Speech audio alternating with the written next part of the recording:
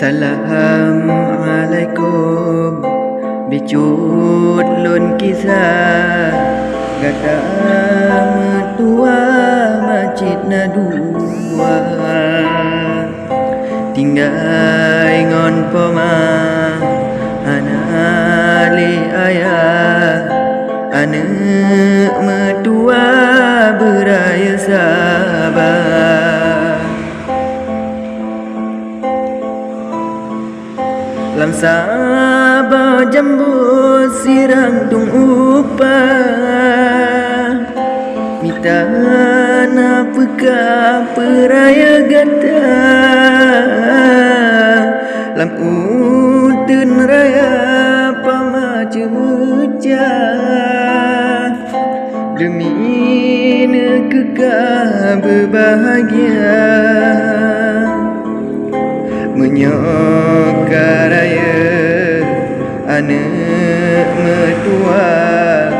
yang sedot ayat tanah berita netinggai pema sirang tunggu pa mak pikir keka mantang sikula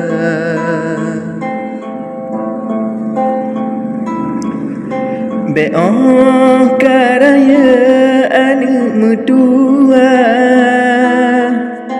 be' tua dika ingat ke pama yo masaranya no ate susah bak jambo sibla sama tarasa Jino mak pegah bandua bakah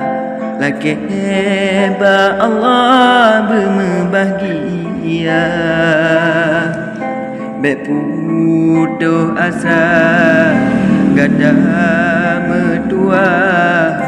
Allahu Allah sabih jaga